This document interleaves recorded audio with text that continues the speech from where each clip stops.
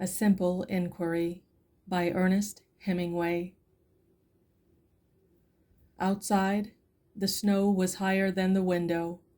The sunlight came in through the window and shone on a map on a pine board wall of the hut. The sun was high and the light came in over the top of the snow. A trench had been cut along the open side of the hut, and each clear day the sun, shining on the wall, reflected heat against the snow and widened the trench. It was late March. The major sat at a table against the wall. His adjutant sat at another table. Around the major's eyes were two white circles where his snow glasses had protected his face from the sun on the snow. The rest of his face had been burned, and then tanned, and then burned through the tan. His nose was swollen, and there were edges of loose skin where blisters had been. While he worked at the papers, he put the fingers of his left hand into a saucer of oil, and then spread the oil over his face, touching it very gently with the tips of his fingers. He was very careful to drain his fingers on the edge of the saucer so there was only a film of oil on them, and after he had stroked his forehead and cheeks, he stroked his nose very delicately between his fingers. When he had finished, he stood up, took the saucer of oil, and went into the small room of the hut where he slept. "I'm going to take a little sleep," he said to the adjutant. In that army, the adjutant is not a commissioned officer. "You will finish up." "Yes, Signor Maggiore," the adjutant answered. He leaned back in his chair and yawned. He took a paper-covered book out of the pocket of his coat and opened it, then laid it down on the table and lit his pipe. He leaned forward on the table to read and puffed at his pipe.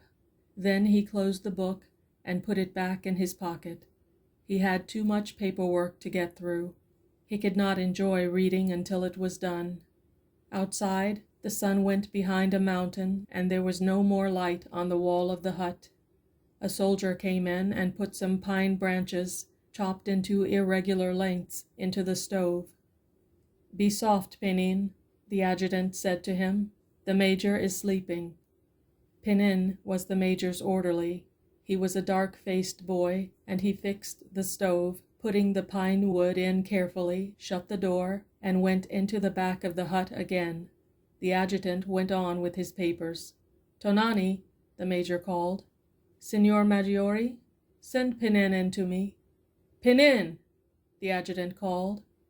Pinin came into the room. "The major wants to see you," the adjutant said. Pinin walked across the main room of the hut toward the major's door. He knocked on the half-open door. "Signor Maggiore?" "Come in," the adjutant heard the major say, "and shut the door." Inside the room, the major lay on his bunk.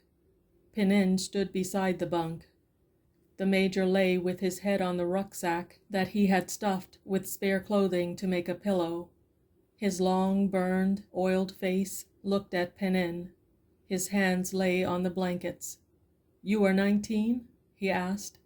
"Yes, Signor Maggiore." "Have you ever been in love?" "How do you mean, Signor Maggiore?" "In love, with a girl." "I have been with girls." "I did not ask that. I asked if you had been in love with a girl." "Yes, Signor Maggiore." "You are in love with this girl now? You don't write to her? I read all your letters." "I am in love with her," Pinin said, "but I do not write her." "You are sure of this?" "I am sure." "Tonani," the major said in the same tone of voice, "can you hear me talking?" There was no answer from the next room. "He cannot hear," the major said. "And you are quite sure that you love a girl?" "I am sure." "And," the major looked at him quickly, "that you are not corrupt?" "I don't know what you mean, corrupt." "All right," the major said. "You needn't be superior." Pinin looked at the floor. The major looked at his brown face, down and up him, and at his hands.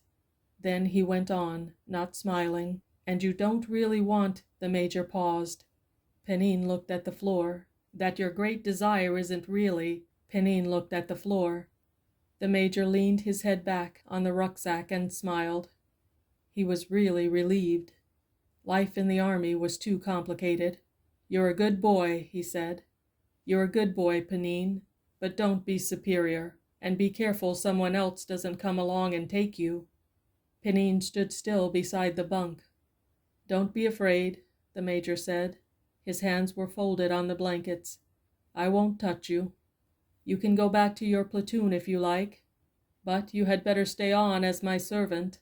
You've less chance of being killed." "Do you want anything of me, Signor Maggiore?" "No," the Major said. "Go on and get on with whatever you were doing. Leave the door open when you go out."